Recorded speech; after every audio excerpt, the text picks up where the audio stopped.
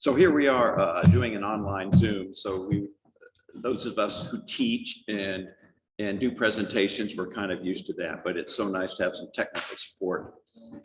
But as I was saying, this exhibit was scheduled a year, 2 years ago.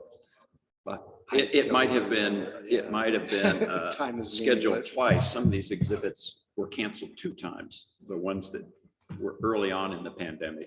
So anyway, we're happy to have you here, Austin Grainger. He's a photographer with an interesting background. He's been a baker. He has studied philosophy. He has been a Navy radar operator. And I'd like to ask him a few questions about how that relates to photography, but we'll do that later. And he has exhibited up and down the West Coast. His photography is on book covers and other media.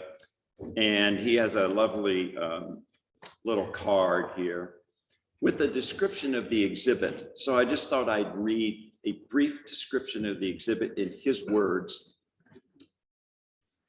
The exhibit is entitled The Palouse in Winter. Author Zane Grey described the Palouse region of southeastern Washington as a desert of wheat, an impression only heightened in the winter when the land there is so severe, and still it feels both otherworldly and strangely significant. Entranced by this austere landscape, Portland photographer Austin Grainger has returned again and again to the Palouse to make images that are at once strange, beautiful, evocative, and deeply personal. So anyway, I invite all of you to come and see the exhibit at Trinity Episcopal Cathedral. It'll be up for the next couple of months. Basically, it's open to the public 10 a.m. to noon on Sundays, and other times if you make an appointment with the office. I understand that now that's a possibility. So with that, Austin, welcome. And if you'd like to just say a few words about your exhibit, the origins of it, where the idea came from, how you put it together, and how your daughter helped you. Austin's daughter, Hope, is here. So, and she's a budding young photographer, I heard, so welcome. So thank you very much.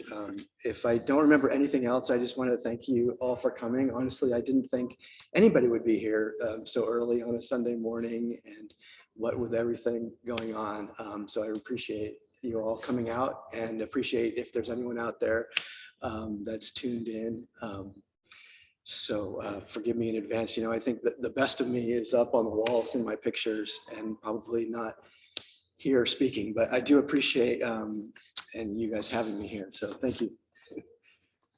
Oh, you had a bunch of questions in there, didn't you? Well, yeah, and here is a listing of, the viewers can't see these images, obviously, because when we've done forums in the past, sometimes we get or we have a slideshow showing the images, but here's just a listing of some of your images. And I don't know if you just like to talk about. I remember them well. Yeah, and if anyone is online or here wants to see the whole project of the Palouse in Winter, you can find it on Flickr. There's 28 pictures here in the gallery, and they're part of a larger project of hundreds of pictures that I'm hoping to turn into my next book. That's the idea. I didn't start off with that intention, but I just fell in love with this place and just kept going back and going back. And then over time, I thought, well, I think I have something here. And it became this project. So if people look for it online, Flickr, or you can go to my website, you can see more of these pictures and other projects. I always have too many things going on. Well, in researching this exhibit, I did my Wikipedia search on the Palouse, but in your words, can you describe the region and some of its history and what attracted you to it? Sure. I'm not an expert on farming or anything like that, so I'm the wrong guy to ask about farming implements or wheat crops or anything like that. But as far as the place, it's in southeastern corner of Washington and a bit in Idaho. And it's a place, it's a rural place. It's been described, as you said, as an ocean of wheat. It's very stark, open. It's rolling hills, and it's all a farmland, basically. And when you're there, you very much feel like you're out at sea in a boat. At least that's the way I feel. You know, these smooth rolling hills. It's not exactly a natural place because every inch of it has been, you know, tended and made by humans. But it's just this beautiful sense of just light and space. And I think a large part of the appeal for me is that emptiness and openness. And I've always been drawn to places like that. It might be because I grew up on an island in the San Francisco Bay, and you could see very far from where I lived. And then as I grew older, I discovered the Black Rock Desert in Nevada, and used to go to the Burning Man Festival out there. And just, I remember just being giddy with the openness and the space.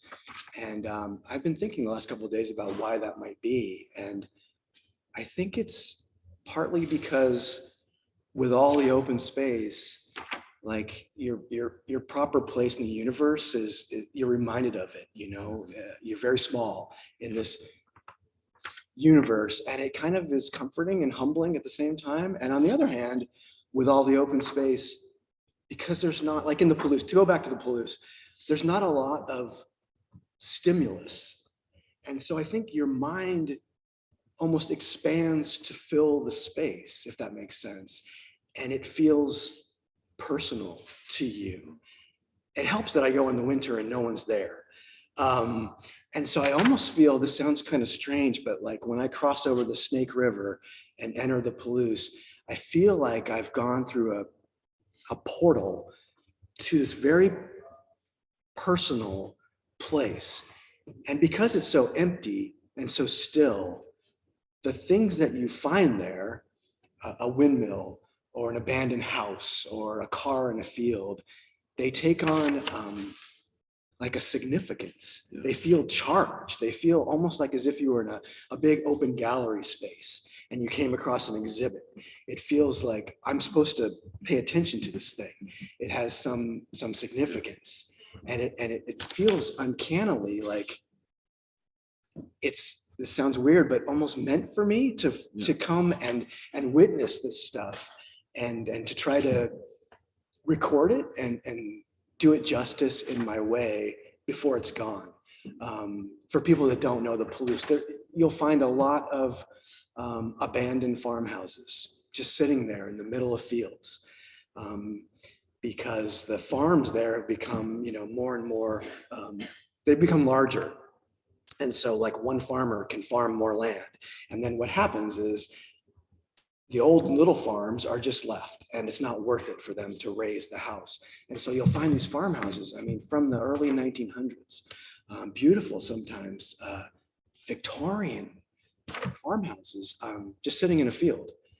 And that's the kind of things that you'll find out there. You'll find a broken, leaning old windmill. And for me, these objects, they become not just what they are, but almost symbolic in some way, or emotional, or it's hard for me to describe it, but like I feel like for me, I'm just rambling on here, I apologize, but it's not so much about what the thing is, but whether it can like carry the weight of an emotion or an idea. And that's what I'm really after, is like feelings. And I want to photograph impermanence, and I want to photograph obsolescence. And I feel kind of it's funny to say, but like a tenderness towards an old bus. There's an old bus on the wall, or again, a windmill that's, forgotten. And I feel like that's my purpose, is to go out there and to try to document it the best I can. And sorry, I'm not letting you talk, Randall, but No. Well, it's beautifully described, right? And it struck me, we're in a spiritual space. We're at Trinity Episcopal Cathedral. And the nicest thing about this gallery is it's not a commercial art gallery. We do sell works here. We sell a lot of them, but that is not our purpose. And the way you describe the landscape, it's almost meditative. Yeah. And dare I use the word spiritual.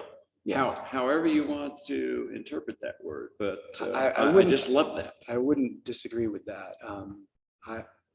Well, we're getting all metaphysical and religious, which I wasn't really planning on, but although I can't claim to be religious in the traditional sense, like I do feel like when I'm out photographing, I have experienced moments of grace, and I feel very lucky in that moment. It doesn't always go that way, but when it's going well, I definitely feel like that. And I feel like there's kind of an exchange between myself and the things that I find that feels almost,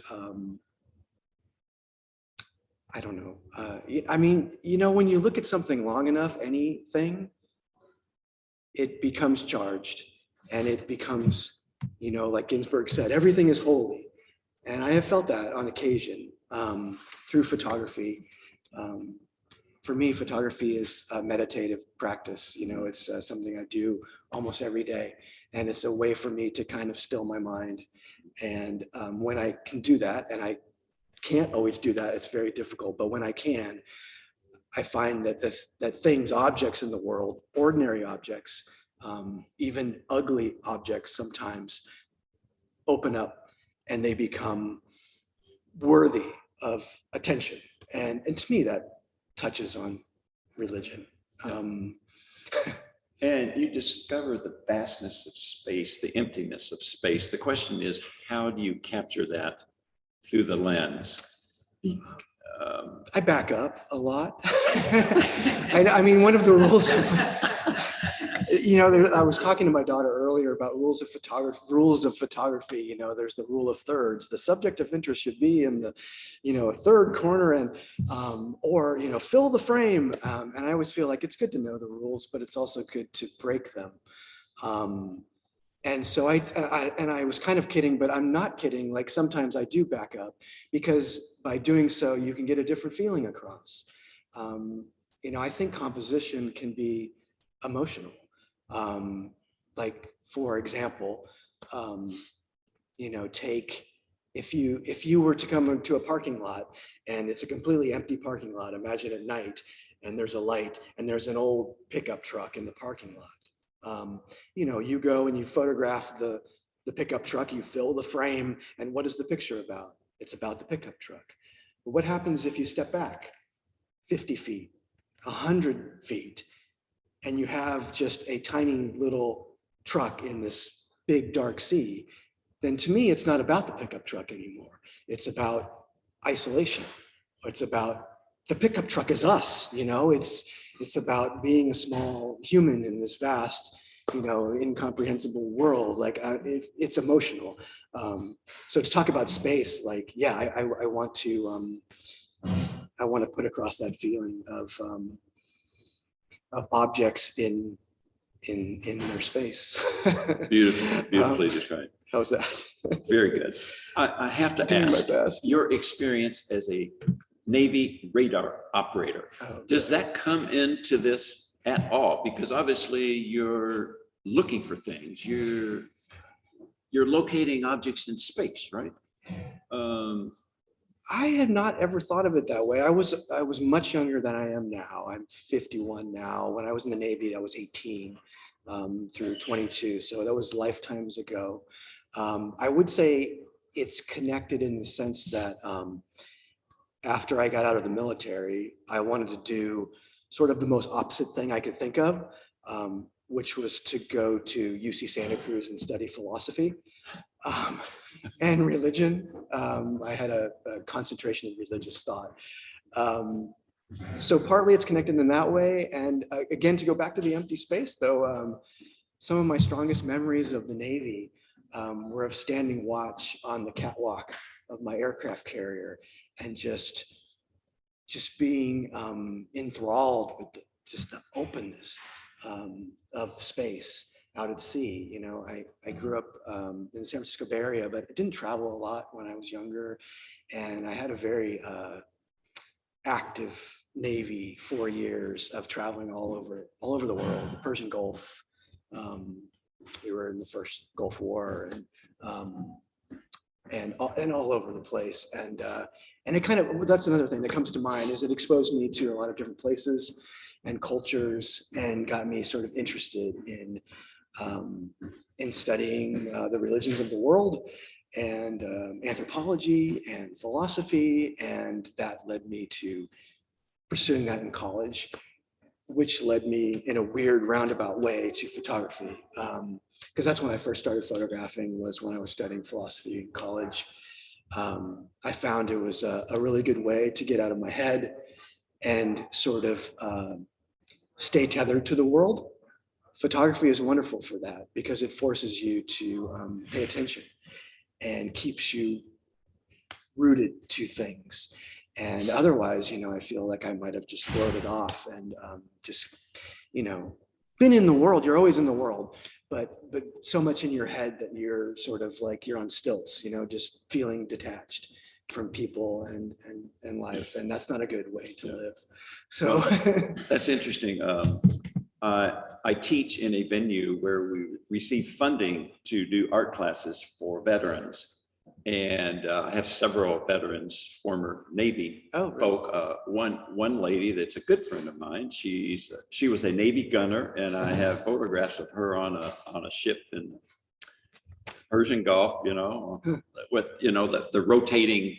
Wow. Yeah, and yet she is she's a soprano. She's sung in Carnegie Hall, and when you meet her as a singer, you would never guess she was a Navy gunner. Wow. So this whole thing, and it just is fascinating to me. Oh, that's interesting. Yeah. I wish I had been photographing then, because I saw a lot of amazing things. But it didn't really occur to me. I think I was more just immersed in, living and going to bars and things like that. Things that 18-year-old is interested in, so I wasn't ready to think that way of photography and all that. So I started late. I didn't really get going. I don't think I really devoted myself to photographing until I was almost 30. I've tried to make up for it by really devoting a tremendous amount of time to it in the last 20 years or so. But I started pretty late. Wonderful. Well, we have some very talented artists amongst us. So if any of you, I know Rebecca is a photographer. Yep. We're all photographers now, right? With these little devices in our pocket, we're all photographers of sorts. And I find that interesting. And it raises a lot of questions. But Rebecca. Oh, wow. And speak up so that our viewers. Well, speaking of having different types of cameras, can you explain a little bit more about the camera that you're shooting with? Sure. So you want to repeat the question for our viewers? It was a question about what cameras I use and sort of the technical side of things. I still use film, 100% film, and it's not because I have anything against digital photography whatsoever. It's just film was where it was at when I started, and I'm sort of stuck in my ways. And that said, I love the old rituals of film. I love not looking at a screen. We all spend so much time on our screens, me included. I like not knowing what I have right away. I enjoy that, the anticipation and the surprise. I'm still surprised sometimes when I get a roll of film back and wow, look at that. Like I did not expect that to translate that way. So I use all film cameras, a variety of film cameras, from 35 millimeter up to 4x5 inch view camera, sort of the type of camera that Ansel Adams used, mostly medium format though, which gives me really good detail, but I can still carry it around, whereas the view camera is torture to carry around. And I am almost 100% black and white these days. And I hardly even think about it as being black and white because I'm so immersed in it. So people sometimes ask me that, why black and white? And I think, oh yeah, they are black and white, aren't they? They're just pictures to me, you know. But I've thought about that, and it's a difficult thing to answer. But I would say I like the way black and white is sort of in between. Like, we take a black and white photo as being reality. It's not, though. It's obviously not. And so hopefully with black and white, I'm sort of telegraphing to the person that's looking at my picture that this is a picture of the thing, but it's also about other things, about ideas, emotions, you know, because black and white photographs are like, they reside in a place between the subject, between the thing, and my mind and your mind, because you'll bring your mind to you're looking at them. And that's the place that I want to be. I want to be in that in-between zone of ideas and emotions. So maybe it'll be a picture of, you know, a collapsing farmhouse, but I want you to all to think about like, to feel something. And all pictures do that, but black and white is very upfront about it because it's saying, it's related to the subject, but it's not the subject, you know, like, pictures of trees are not trees. They're a picture of a tree. And black and white makes that separation very clear. And that's why that's getting off track from your original question. But so yeah, I'm all film, but I'm also kind of digital in that once I have my negatives back, I scan them in, and then I work on them with kind of Photoshop. And then I print them out myself. My photographing is always way ahead of my printing because I photograph like a possessed person and I can't possibly print them all. So I thought, you know, I'll print later because I love photographing so much. And if I don't go out and walk and roam and look for things, it starts driving me crazy after a week or so. And so eventually, hopefully I'll print more. You know, I printed all these for the show, but right now, like I said, it's my photographing is always far ahead of my printing. I enjoy sharing my images, even if I don't print them online. I mean, it's a mixed bag, but I enjoy being able to sort of transmit my photos out into the world, and I've met a lot of people from all over the place, and that's rewarding. So, yeah. Well, it's interesting. I mean, I think black and white photography is in a way more abstracted because, like you say, we see our world, obviously the way, unless we're colorblind, we see our world the way we see it. Black and white is an abstraction because that's not how we see the world, and it's between. Yes. Yeah. But weirdly, it's still taken as reality, right? Maybe because we're so accustomed to seeing from beginning of, you know, photography history of seeing things in black and white and saying, oh, like that's how it looked. Well, all photographs are trickery in a way because of what we choose, you know, what a photographer chooses to include, what not to include, the composition of it. And trickery sounds very negative. I don't mean it like that, but it's not, it's just one facet of a multifaceted, and for some reason I'm thinking about Portland right now, and I don't know how related this is, but sometimes I photographed Portland a lot in the last couple of years and everything that's gone on, and that's a whole separate conversation. But and sometimes people that aren't from Portland will say like, oh gosh, look at Portland, you know, I can't believe this has happened in Portland. And because some of my pictures are of, you know, of hard subjects, and I want to say like, well, that is Portland, but I could also go out if I was so inclined and make a tourist brochure of Portland and of people drinking their coffee and going on with life as usual, and people riding their bicycles and the beautiful Willamette River. And that would be just as true. You know, every place, everything is a prism. It's multifaceted, and photography is just, you know, photographs just show this one angle. And so I don't know where I'm going with that, but other than, you know, when I'm photographing, I'm trying to get across certain certain moods, certain ideas that have as much to do with what's going on in me than they do of the subject. So I don't know if that wraps up. Personalization. Emmanuel. Yeah, sorry, yeah, Manuel. Yeah. I'm not an artist, so my question I seem pedestrian. So There's- what attracted you to that part of Eastern Washington?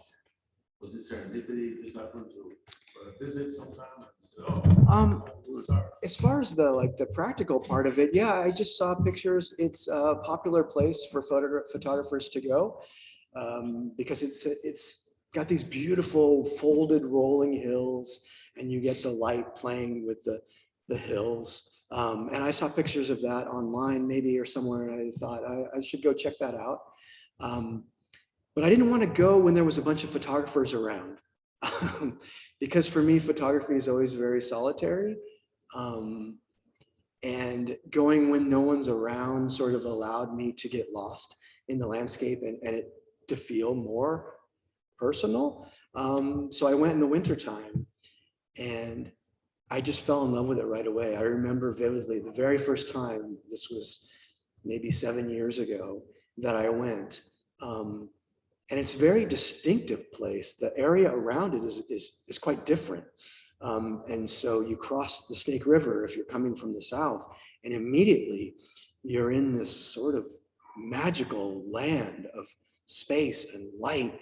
And I remember just pulling my car over, and the sunlight was just sweeping across these beautiful folded hills. And I got out of my car and I ran into the field.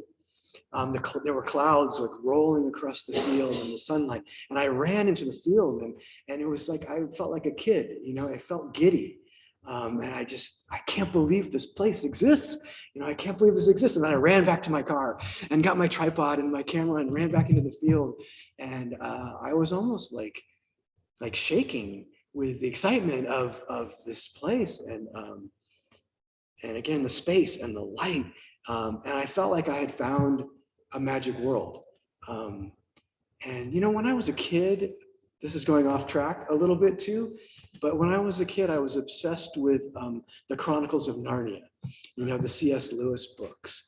And I remember this very, very vital feeling, like a very real feeling of wanting to find the wardrobe door that C.S. Lewis writes about, which was the porthole, the gateway to a magic land. And I think I'm still looking for that. And sometimes I feel like I found it in the Palouse, where I go to these places and I feel like I've entered into this other world, and a world that's meant for me in a weird way that is personal to me. And this is going to sound really out there, really kind of mad, but sometimes I'm roaming around and I feel like I'll find my childhood home out there. Like it's almost like the normal rules have dropped away. And that's partly because I never see anybody there. It's just me. Because no one goes there in the winter. I mean, there's some farmers and the people that live out there, but driving on the back roads, I can go a couple of days without seeing another person. And so things get strange. They get like a thing that I find almost feels like it's been waiting for me. And I'll go into these homes, and they have not changed since maybe 1980, where they were abandoned for whatever reason, death or someone moved. And I mean no disrespect. And sometimes I talk to the people that live there, and I apologize, and I tell them I just want to try to witness your life before this is gone, or to witness this thing. And some people would say, like, you're a parasite, you're a vulture, you're going in and making and finding these things and making photographs of them. But I don't mean it like that. I mean it to try to lift some object out. There's a picture of a coat over there, this beautiful fur coat that I found just like that, hanging on a wall of an abandoned house. And it seemed so poignant to me. And I thought, who is this woman? And what was her life like? And where did she wear this coat? And I felt moved to try to grasp this thing one more time. That's a long way from your question. I'm sorry, Emmanuel, but I tried to answer it the best I can. So I didn't plan on this to be a project. I just wanted to see the space. One thing about photography is it keeps me curious, and you can do that without photography, obviously. But the camera gives me a license to explore the world as if I were still a kid, and like to go out and say, I want to know what this is about. And I'm learning new things all the time, and that's a wonderful sort of side gift from photography is I might learn about geography or geology or anthropology or farming equipment or things I would never have expected. Yeah. What you said about photographing the landscape and meeting some of the locals, and some of the locals might be uncomfortable. It reminds me of A Year in Provence, the book and the photography, and that kind of ruined Provence in the way that we know it. But my thought is that these wheat farmers might save the landscape, because that kind of agriculture. Yeah,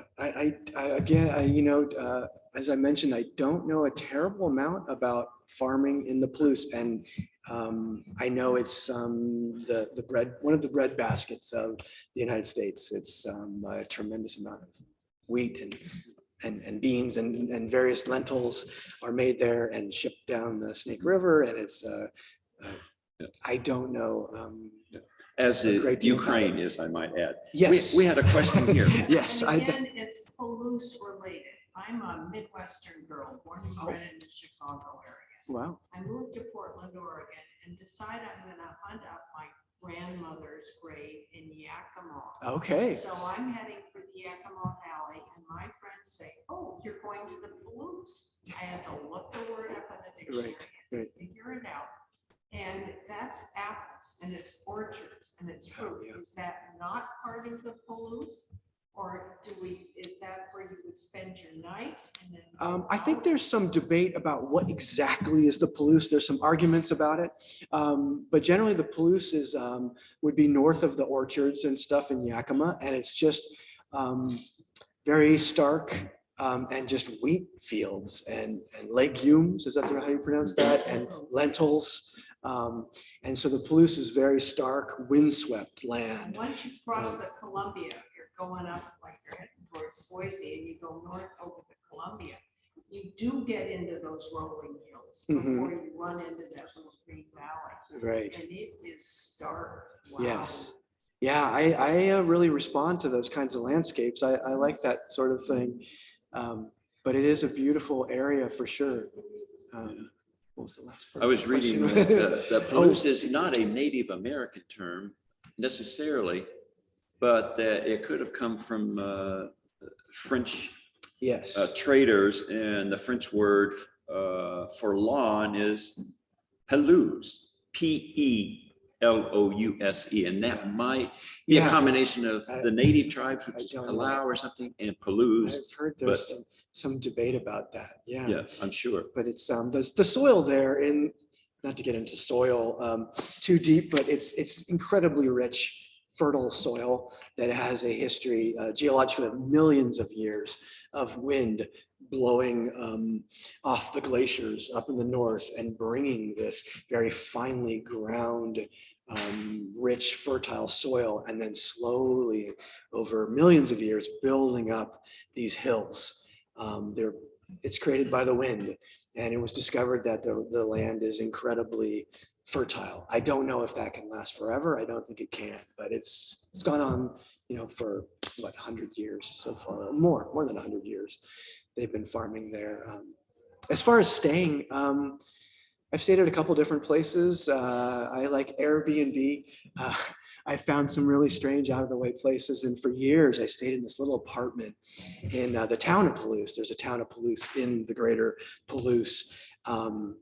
This little apartment with all kinds of interesting old books and a violin which you might appreciate, which I Yeah. don't know how to play, even though my grandfather was a violin maker. Interesting. And I love that, again, just staying above these, I think, abandoned storefronts in the town of Palouse, and this little secret apartment.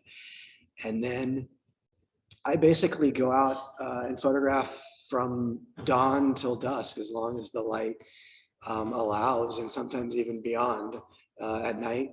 And I don't get tired there. I just feel this kind of sense of purpose and photograph all day, and the days just blur together, and I have to keep counting and think, what day is it? I need to go home on this day. Okay, how many days have I been here?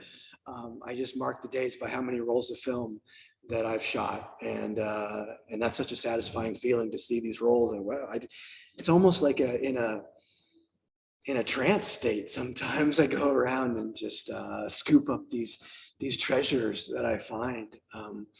And I've gone 7 years now in a row, all in the winter, which we didn't talk about, but that's its own thing. It's the last time I went, this last January, it was 7 below, which was the coldest that I've ever experienced. I'm from California. I'm not used to that. I didn't even see snow until I was 18. And I went to boot camp back in Illinois. So snow is still very novel for me, but just driving around is an adventure. And knowing that I have a certain amount of time before, my hands go numb and my feet go numb. So, I pull up to, say, I don't know, a silo or something that catches my eye, and kind of, I feel like I'm in a little space capsule. With my life support systems in the car, warm, and I keep it running, and okay, I have probably 15 minutes, go. I get my tripod out and run up to the thing and try to find the best view, and then go back to my car and warm up with my hand warmers, and then go on. But yeah, 7 degrees below zero was something else. It was like, I felt like I was on an alien planet. But I saw things I've never seen before. People that are familiar with the snow might know this, but there was a day where the sun was shining, it was 7 degrees below zero, and the whole air was filled with like glittering particles of ice that looked like sparkling confetti. And I had never seen that before in my life. It was just surreal and beautiful. I wish I had been able to take a picture of it, but I was just in wonder of this glittering ice air. It was really just amazing. So yeah. Well, in my discussions with Austin about this program this morning, and Austin said, well, I don't really have any prepared comments. I'm not really sure. And I would say that is wonderful, right? Isn't this just beautiful, the way he described everything? So thank you so much. We got that 10 minutes. Thank you so much. The time just flew by. I'm sorry, I've just ran a lot. Yeah, No. Before, when I've done stuff like this, I've written things out and I've just read, because I was so nervous. And I thought, I'm going to try to work without a net here and just see what happens. And this could go really badly. But thank you for being a kind audience. And I'd be more than happy to answer any questions anyone has. I'm an open book about anything. And again, I really appreciate you coming here so early on a Sunday morning. The show will be up until May 2nd. I think so. And thank you so much. And do tell all your friends. And when you go into the cathedral, you're sitting next to, tell them about the exhibit, and do see it at 10 o'clock. And every Sunday after that, because we need to get people back into this space to see art. So yeah. Thank you so much, Austin. It's good to see faces again. Thank you. Thanks again. Thanks a lot.